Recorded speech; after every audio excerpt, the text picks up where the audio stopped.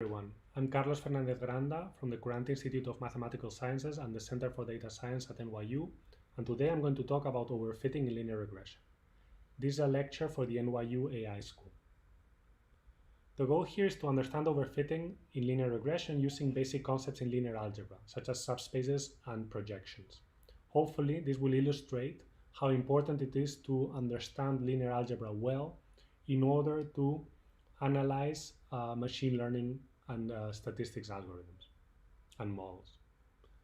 Okay, so our aim here is going to be to estimate a certain quantity that we call the response y from p features that we call x1, x2 to xp. Okay, so the number of features is going to be p, which is some arbitrary number. Mathematically, what we want to do is we want to learn a function f such that when we get a new vector of features, p new features, we can estimate y from those p features. We'll see an example in a moment.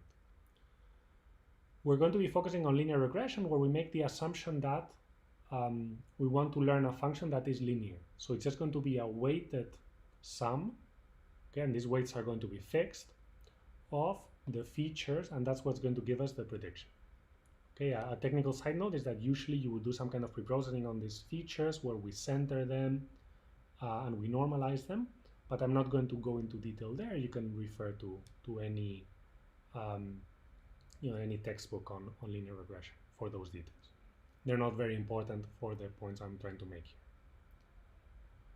All right, so the idea is that we're going to estimate these coefficients beta, that these weights which we use to which determine this function that we use to estimate the response. We're going to obtain those weights or coefficients from training data, from examples. So let's see what I'm talking about. We're going to focus on a particular example where we're trying to estimate the gross domestic product of Tennessee, okay, which essentially quantifies the economic activity in Tennessee. And we want to estimate it just from the population and the unemployment rate. Okay, so again, we need this function that will tell us the GDP as a weighted sum of the population and the unemployment rate. And how are we going to learn this function? We learn it from examples. So we look at the GDP for other states and also their populations and their unemployment rate. So again, in our notation, this is the population is the first feature, the unemployment rate is the second feature, and the response y is the GDP, which is what we want to estimate. And the idea is that we're going to use all of this data to learn some weights so that when we sum these two quantities weighted by those weights, we'll get a reasonable estimate of the GDP. Okay, that's what we're trying to do here. We can actually write this in matrix form, where we put these different examples, the response, so the response for the different examples in a vector, and now we have this linear estimate for each of the values of the response that only depends on those particular features. What we do is we put the features for each corresponding examples as rows of a matrix. And now the linear model is just given by the inner product between this row and the coefficients, because remember that the coefficients are the same. Okay, this is the whole point. We're trying to determine coefficients that work for all these possible states. Okay, since the coefficients are fixed, if you remember your linear algebra, the first entry of this vector is given by the first row times this other vector. The second, I'll do this in another color. The second entry is given by the second row, which are the features corresponding to the second example, times the same coefficients, and so on and so forth. So essentially, when we're fitting the linear model, what we're saying is we want this, so this matrix we're going to call X, okay? We want this matrix vector multiplication to give us a good approximation to the training data, to the training responses that we're observing. That's what we want. So how do we quantify by a good approximation? Well, by far the most popular choice is to just look at the at the error that you're making for each of the examples, take its square and sum over the number of examples. Okay, in more linear algebraic notation, this is the square of the L2 norm of the error vector.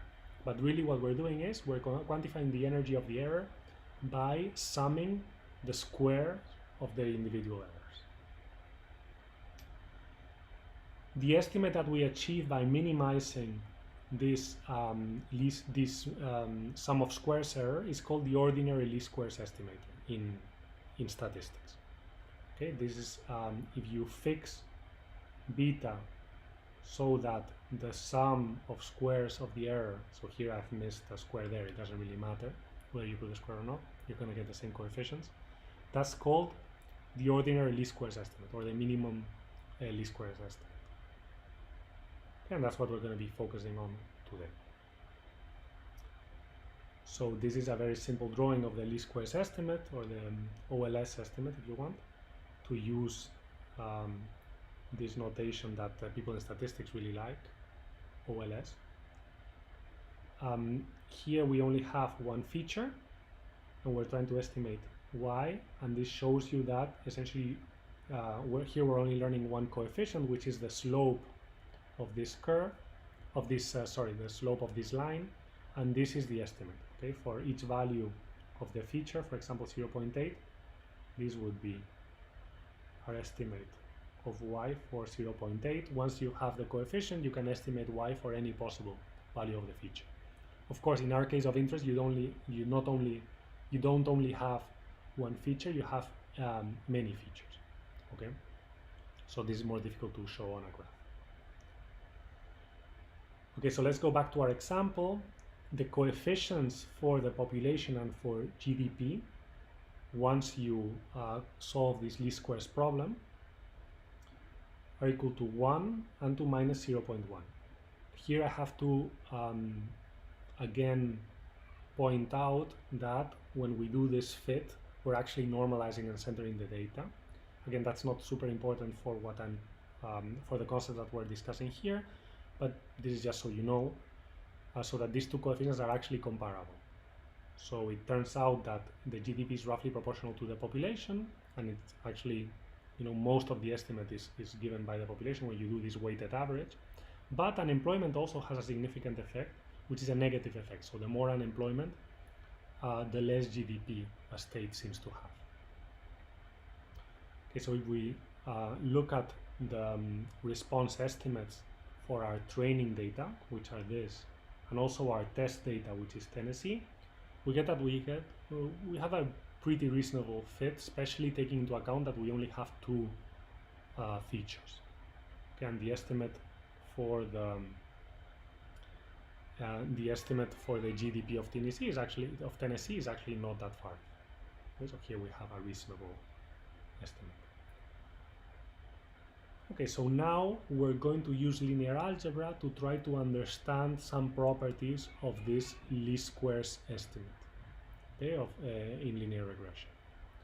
So we go back to this linear algebra perspective where our model can be written as the product of a certain matrix that has all the features and these fixed coefficients, okay, because again, the first estimate of the response in the training set is going to be given by the first row times this vector of coefficients. The second value of the response is going to be given by the second row times the same coefficients, and so on and so forth. So now it turns out that we can express this matrix vector multiplication as a sum of the columns of this matrix. So it's probably better if you just check this on your own on a piece of paper, but it turns out that if you perform this matrix vector multiplication, what you end up with is you're just like, if you can see it in the following way. This first coefficient is multiplying x1. It's also then, like when you compute the first value of the response, this first coefficient is multiplying x1. When you compute the second value of the response, this coefficient is multiplying x2 of 1, and so on and so forth. So basically it's just multiplying the first column. Okay.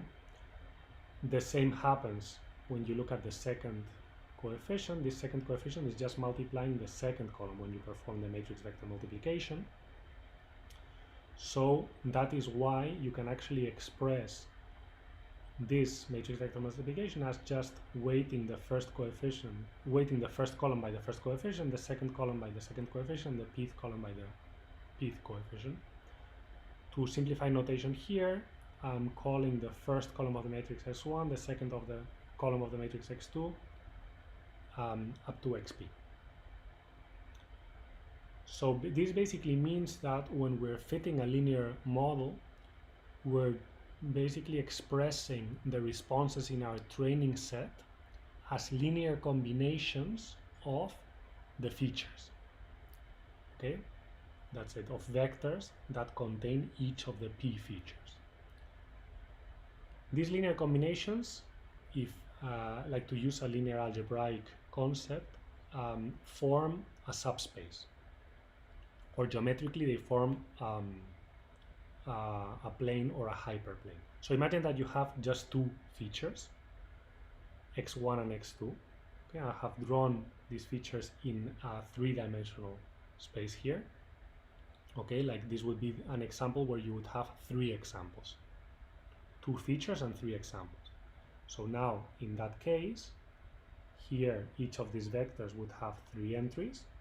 Okay, this is why our ambient space is three-dimensional, and we would have just two columns. Okay, this is the example that I've drawn here.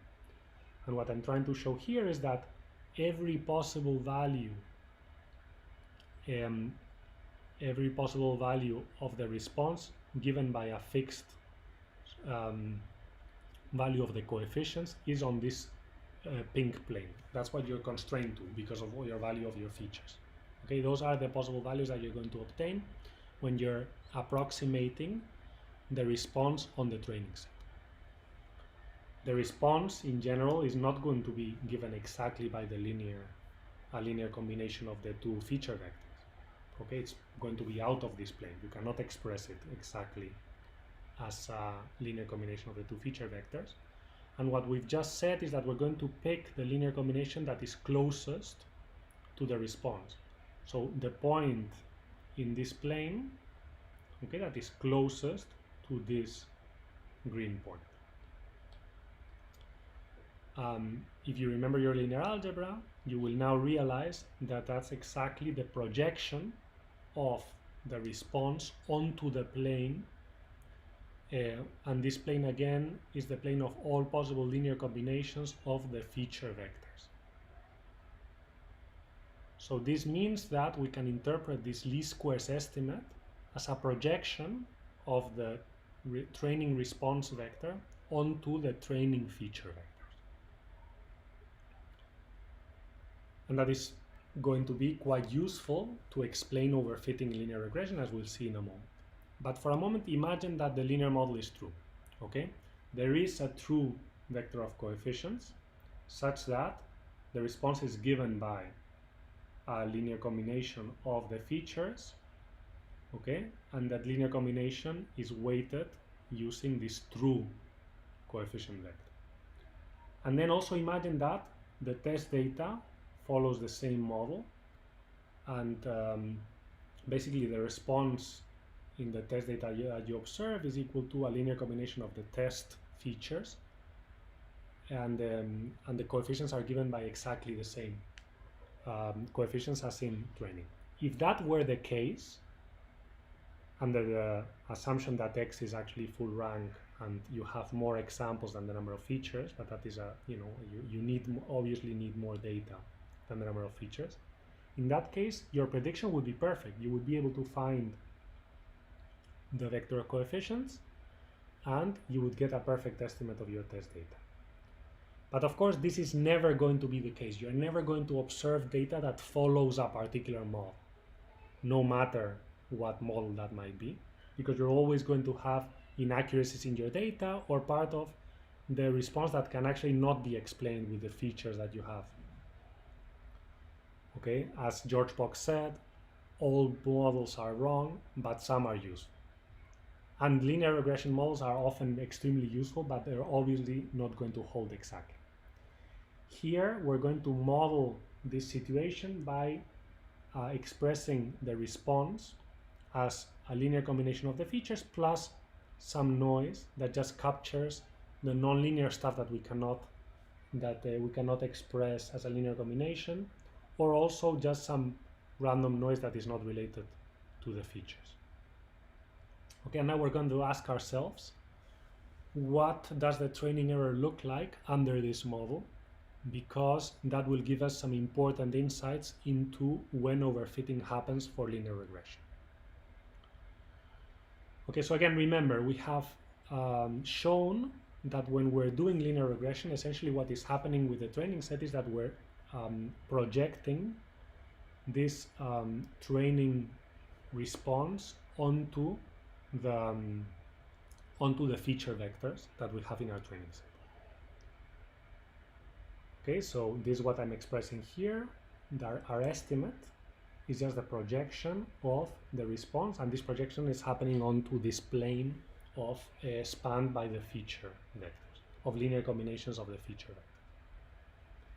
So now, under the assumption that we have this this model holds for our data where there are these true coefficients, but we have this extra component that cannot be explained linearly, what happens then is that our estimate is equal to the projection of the linear part that can be explained plus the projection of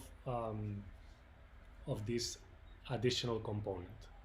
So here I'm applying the fact that the projection of a vector onto a plane is the projection of the sum of two vectors onto a plane is equal to the sum of their projections. This you can prove easily. I'm not going to do it because we don't have time for that, but you can look up any linear algebra book and you'll see a proof. So the point is that now we have two terms in our estimate. One comes from this linear part, that is what we're hoping to be able to learn, and the other one comes from this interference part, which is the part that we cannot hope to explain linearly.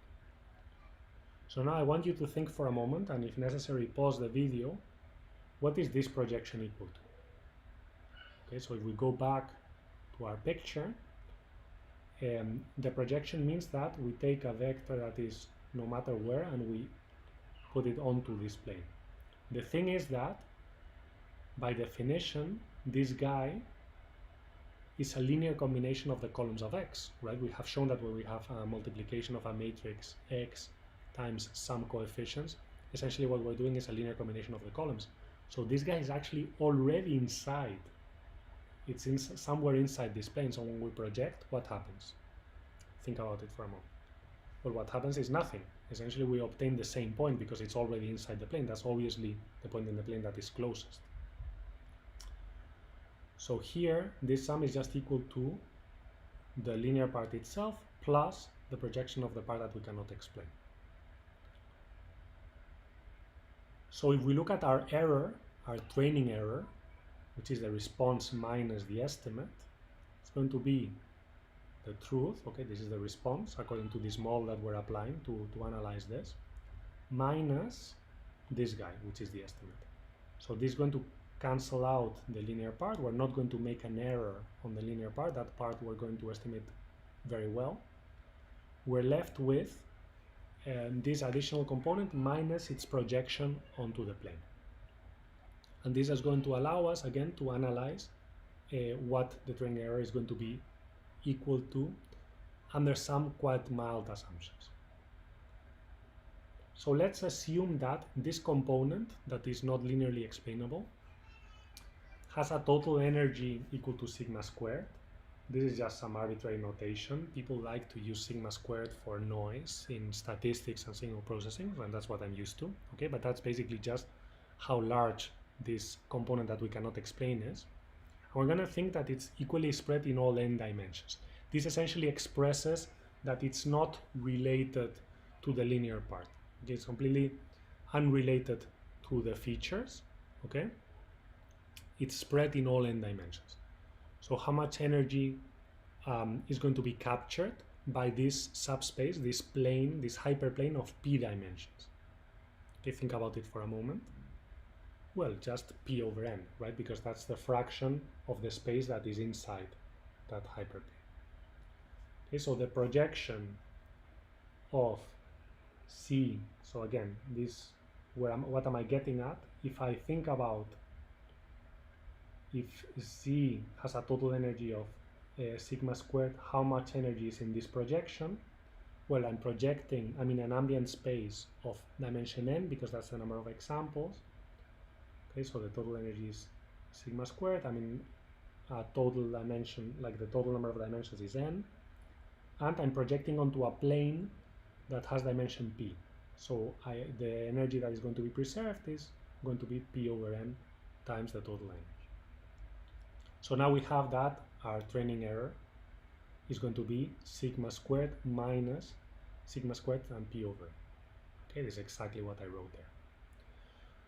So this means that the energy of our error is sigma squared times 1 minus p over n. So this was, a bit of a hand-wavy computation because I don't want to go into the details, but you can make this precise quite easily by, for example, saying that this component is an IID Gaussian vector, for example. But, like the intuition is what's important here.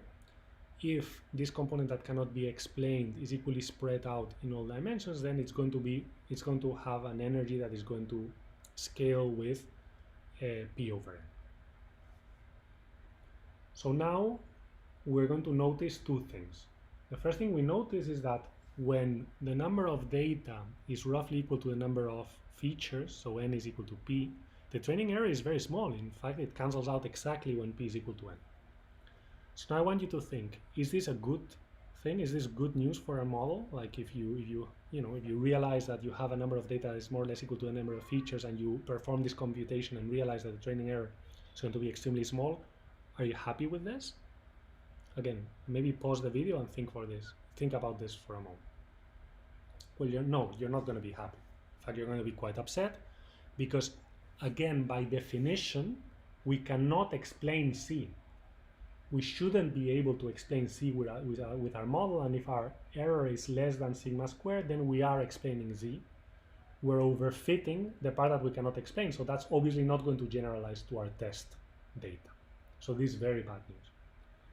When the number of data is significantly larger than the number of features, so n is much larger than p, then the training error is actually sigma squared, which is the total energy in Z, which means that we're not fitting C, which is a very good thing. Okay, so then we won't get overfitting.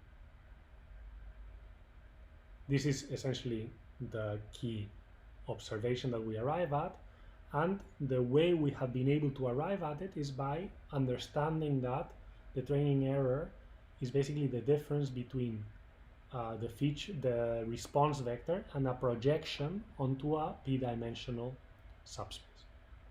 So thanks to linear algebra. To drive the point home, let's consider a case where the number of data is exactly equal to the number of features. In that case, x is completely square. So if the feature matrix is invertible, we can solve the equation x beta equals to the training response exactly. Okay, so we're going to get these coefficients that we're going to obtain by applying the inverse of x to the to the response vector. So the training error is going to be exactly 0, just as we had predicted here with our projection argument. Okay. So why is this bad news? We have training error is equal to 0. Well, when we look at the difference between the true coefficients and the estimated coefficients, because again, we're making this assumption that our response is given by a linear model, but plus some additional component that cannot be explained linearly. What we see is that when we apply the inverse, we actually cancel out x in beta here in in the linear part. So that's great because that means that we obtain the true vector coefficients. But we have an extra term here where we have the inverse applied to this additional component, and that can be very, very large. Okay, it can be very large. So the fact that we have low training error does not mean that we're estimating the coefficients well. This is just a very simple example where the number of features, the number of data is equal to the number of features, and you get overfitting directly. Our projection argument is a generalization of this to when the number of data is not exactly equal to the number of features. And it predicts that we're going to be fine as long as the number of data is large with respect to the number of features. Okay, so now you know I've been telling you this story based on linear algebra and projections and so on, and why would you believe that this is actually useful in practice? So let's take a look at an example with real-world data. This is a data set of hourly temperatures measured at weather stations all over the US, which is available online. And I've chosen to predict the temperature in Yosemite, because I used to live in California, from other temperatures in stations all over the US. So our response that we want to estimate is going to be the temperature in Yosemite, and we want to estimate it as a linear combination of features, which is the temperatures at that moment in 133 other stations all over the US. Our training data is going to be based on 2015. We're going to have a test set that is also taken out of 2015 and another test set that is taken out of 2016. Okay, and now I'm going to show you the results when you have different numbers of training data. So here, and now let me tell you first what these different colors mean. The blue dots are the training error for different values of training data, of number of training data. The purple values are is the test error, which is what we really care about. I have a different test set, which is data from 2016, just so that you see that this actually generalizes to some extent across different years. And this line up here is just the error that you get if you just use a single station, maybe the closest station to Yosemite or whatever. Actually, you don't get a very good estimate. You get around 6 degrees of error. Okay, so let's see what happens for different numbers of training data. When the training data is equal to the number of features, then the training error is 0, just as we predicted. And also as we predicted, but like more intuitively, over there the test error is pretty large. So it's actually worse than just using a single station. Okay, it's a pretty terrible estimate. We are completely overfitting. However, as the number of training data increases, we see that on the one hand, the training error becomes larger as we had predicted until it saturates at a certain value, and the test error becomes better and better. Okay. So I'm saying over and over, as we had predicted, let's see how good our prediction was. So if you remember, our prediction was that the training error was going to scale like 1 minus p over n. Here I'm plotting the square root because I want to express the error in degrees Celsius as opposed to squares of degrees Celsius, which wouldn't make a lot of sense, at least intuitively. So we have to take a square root here. And what we see is that the training error scales exactly like the square root of 1 minus p over n, which is the formula that we have derived exclusively from this, this assumption that the underlying model has a linear component and a nonlinear component, and that the nonlinear component is kind of incoherent in the sense that it's not aligned with this hyperplane of feature vectors in the training data. Just with that simple geometric assumption, we have derived a formula that predicts the training error for this real data almost exactly.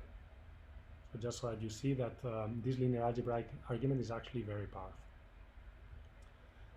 In any case, the bottom line here is that, as predicted, in linear regression, you're going to get severe overfitting when you don't have enough data. But when you have enough data, the model is actually pretty good. So just to recap, fitting a linear regression model to some training data can be interpreted in terms of a projection onto a subspace. This yields a precise description of the training error as a function of the number of data. And it shows that overfitting can be an issue and is an issue even for linear models. The take-home message is that linear algebra is a key tool in the design and analysis of machine learning methodology. And I hope I have motivated you to learn some more linear algebra. Thank you very much for your attention.